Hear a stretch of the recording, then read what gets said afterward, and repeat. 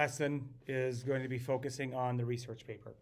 I just wanted to spend one day getting you up to date on where you maybe should be with the research paper, and I thought it would be a good thing that you could work on at home. So I want to start by going over the research paper guidelines. Again, just to refresh your memory. Then I have a few questions I want you to answer, and that will be today's classroom assignment. So if you'll see the research paper guidelines 2019-20, you all have these shared with you. They're all in the classroom. Just a reminder, your paper needs to be between 5 and 8 pages. We're using APA style. There's lots of links here, helpful links. The Media Center website, which is right here, the OWL Purdue website, that is the APA style guide is there. Okay, and then there's just some online research tools. Right now, you cannot order books from the library, so your best option is to go with those online research tools. Okay, you've done the topic proposal. The outline is the next step. I'm not going to go over the outline yet. That might be a topic for next week. But your outline would be due April 17th, your rough draft, April 23rd. Final draft is due April 30th. Okay, and then you'll see there's a lot of other helpful links there as well. Now I want to go to some research paper advice, and then I have a research paper question set that I need you to answer for your assignment today. So research paper advice. For those of you that are at home and you want to work ahead on this, I wanted to go over this sooner rather than later. So I will share this with you as well. But if we go through this, your titles, they need to be creative. Some titles get to be too long. Sometimes some are too short. For example, a title should not just be Alexander the Great. Okay, you could say Alexander the Great, a great Macedonian king.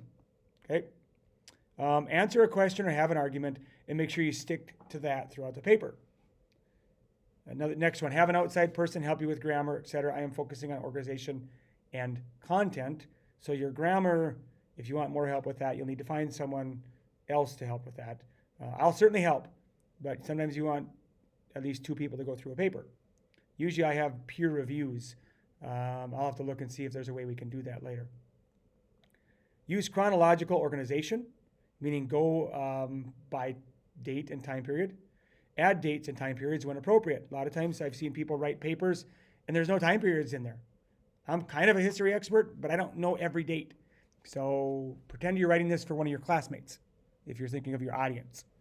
Okay, define terms. Assume your reader does not know everything. Should not have contractions, although I think modern APA lets you do that. Not sure. No first or second person words like you, your, me, I. Don't say I think or what would you do. Do not use those phrases. Let statistics and evidence help build your case.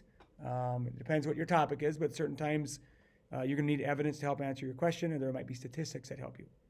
In-text citations are the number one mistake people make, and really it's because they leave them out.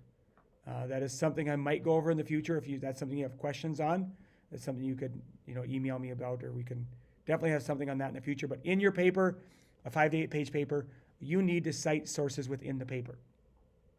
Stay in the past tense. Don't go to future tense or present tense. Stay in the past tense. Content. Some of it is like a report, and it should help fill your paper. For example, background info, historical info that is relevant, going into more detail, are all ways to add to your paper and make sure you get the length out of it. No one should have a problem getting 5 to 8 pages. If you do, it's because you're not adding enough background info and explaining things well enough. Do not pose questions in the paper. Use capitalization where needed, and use the library resources and templates. I will be going over those more later. Again, the paper is due April 30th. Your outline is due April 17th. Let me just show you now your assignment for the day. It's the research paper questions. It's really just 4 simple questions.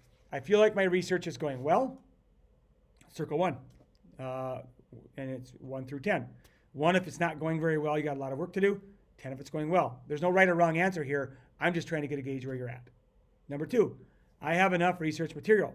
Again, circle 1. 1 if it's poorly, 10 if it's going well. And then 2 open-ended questions. Number 3, briefly explain what your paper is about and what is your main focus. Okay? Don't just say the Battle of Waterloo.